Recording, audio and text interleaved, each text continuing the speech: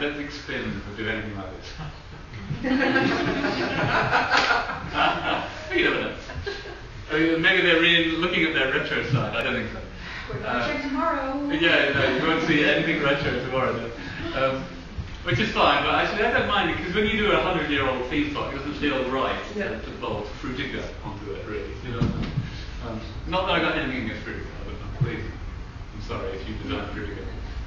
We were thinking that they should have great lollipops, you know, suck me, eat me, lick me, that they should have great things that you could buy at the shop. You know. And actually I did this as a joke, and then I went up another couple of months later, and they'd already made it. And I thought, well, how? We are thinking of the art with this. Oh, we'll just do it anyway. And then we started to think about all the other activities. There's ice shows there, and circuses. So I think, well, how can we link all of these together? And these were the ways that we were proposing to do that.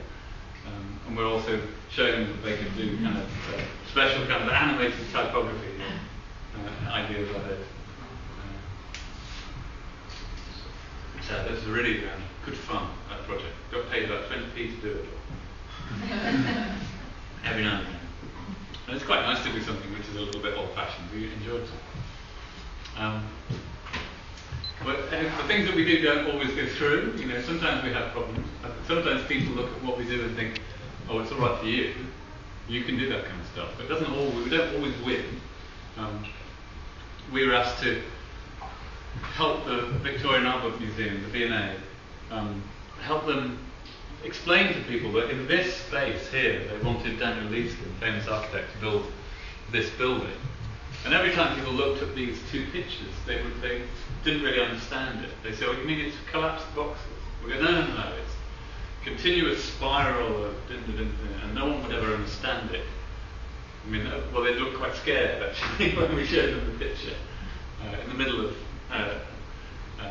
Albertopolis, as we call it, that would look pretty weird. So people were quite scared by this. So we had a thought that maybe instead of designing a brochure, we should give people a kind of like a sculpture of it, so that a box, inside this box, was an actual physical paper sculpture of the building. Because we worked out that we could do it. It was very hard to do, but we could do it. So and the brochure that we started off designing, we printed on the inside of the box, and then you could take the model and you put it on your desk and give them 50 million euros or what have you to help build it. The only problem was it didn't get built, because eventually it didn't get planning permission. So you can. I suppose the moral of the story is you can do the nicest brochure in the world, and that's a pretty cool brochure, but it still didn't. The building still didn't get built. So, anyway, we've been doing a lot of work for charities over here, and which we started doing just because we were interested, and now it's become a definite income really for us. These are some of the charities we've been working with. This is what they used to look like, all four of them. Pretty ordinary, pretty mundane charities.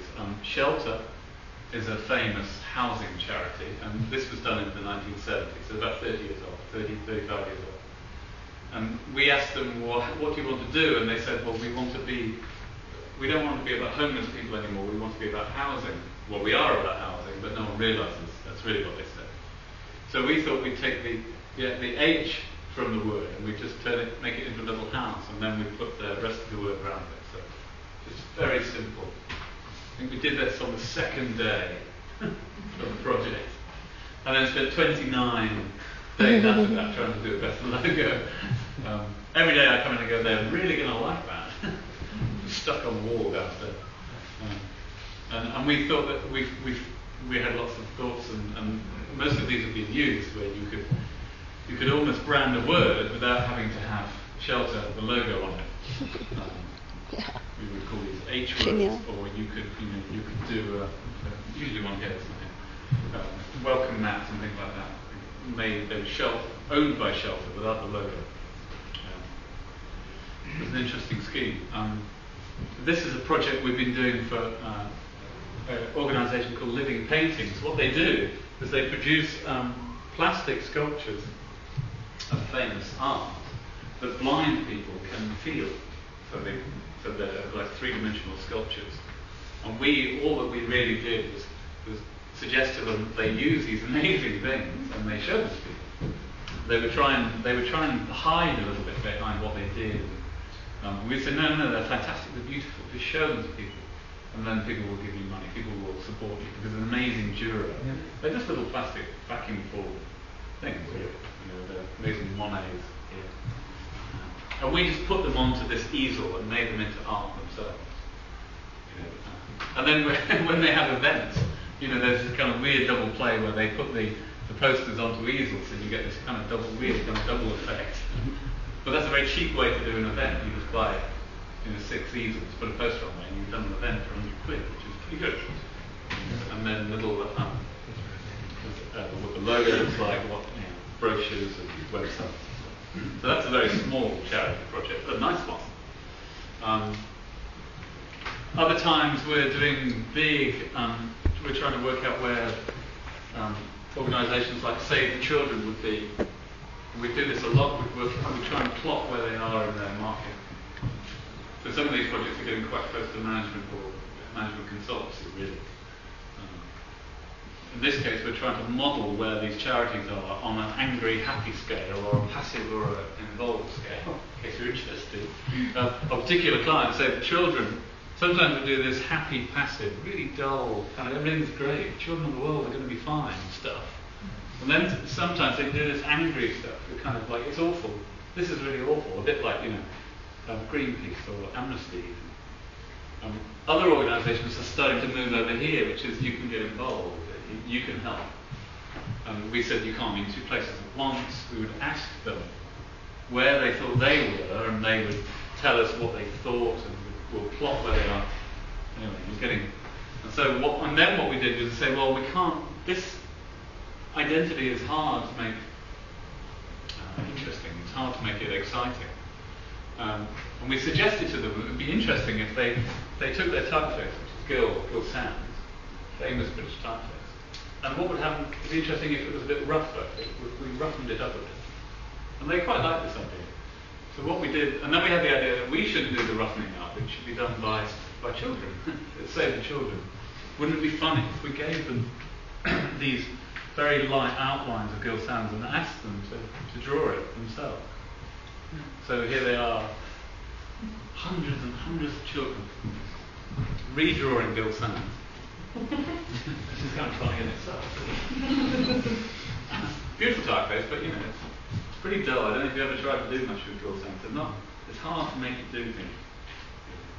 And so that's just one little session. So we get these really lovely results from it. We had hundreds and hundreds of children do it, and we had to edit. We find things like this, which were really beautiful. And this is a 9-year-old boy who did this, and somehow he managed to do it in this consistent kind of sideways tracing, and not get bored halfway through. It's quite a big deal for a 9-year-old. I don't know how many 9-year-olds you know, but that's 2 hours. Yeah. Did you play it? No. We went back the next day with another sheet and said, can you do a bowl? No, it was great. He did it as well. His mum stood over him, didn't he? No, that's not the bowl. This is another little boy, William. I think William was very angry when he did it. Alex took about 2 hours to do it. I think William took about 10 minutes. But it's fine because it looks great. It's really angry.